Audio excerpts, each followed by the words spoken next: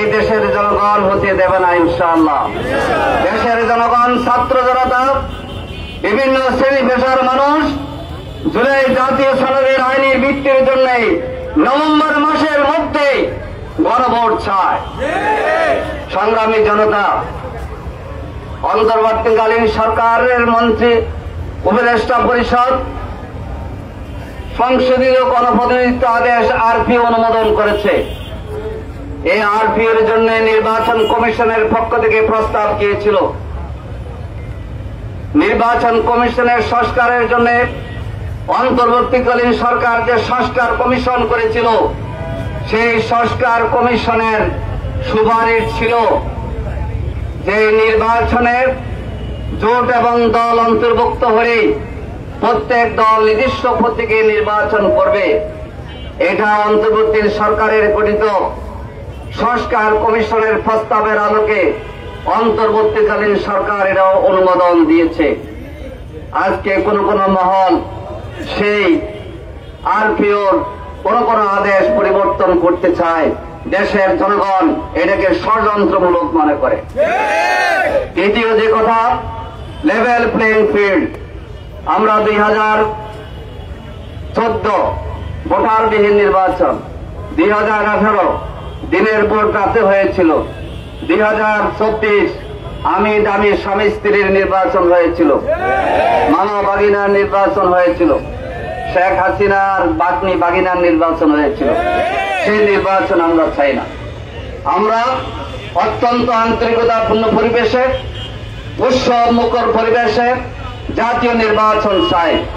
আমার ভাই সিভিক নেতা ডক্টর রেজাউল বলেছেন, বাংলাদেশের বিভিন্ন জায়গায় নারী জামাত ইসলামের কর্মীরা যখন ইলেকশনের কাজ করছে, গণসংযোগ সাংগঠনিক কাজ করছে, বাধা দেওয়া হচ্ছে।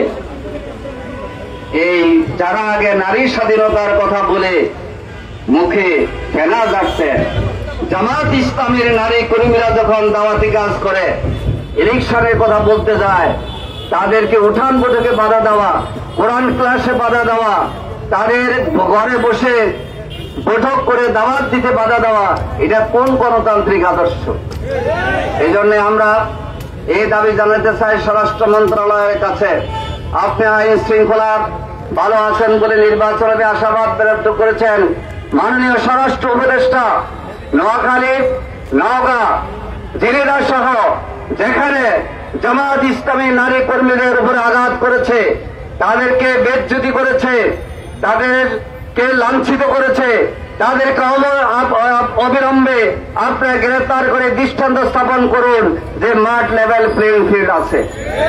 সংগ্রামী ভাই ও বন্ধুগণ, আসুন আমরা নির্বাচন কমিশনকে অনুরোধ জানাবো, আপনারা অন্তর্বর্তী সরকারের কালে গঠিত হয়ে বিরাট আমানতের দায়িত্ব পেয়েছেন, কিন্তু আপনারা কোন দলের দিকে, কোন ব্যক্তির দিকে, কোন গোষ্ঠীর দিকে ঝুঁকে পড়বেন, এটা এই দেশের জনগণ চায় না, আমরাও চাই না। আমরা মনে করি নিরপেক্ষভাবে আপনারা দায়িত্ব পালন করুন। আজকে আমরা যে স্মারকলিপি দিয়ে আপনাদেরকে জানিয়ে দিচ্ছি, এই স্মারকলিপির আলোকে যদি আপনারা ভূমিকা পালন না করেন, তাহলে আগামী 3 তারিখ 8 দলের জাতীয় নেতৃবৃন্দ বসে আরো ব্যাপক এবং বড় ধরনের কর্মসূচি ঘোষণা করে ইনশাআল্লাহ দাবি আদায় করার জন্য আমরা এগিয়ে যাব।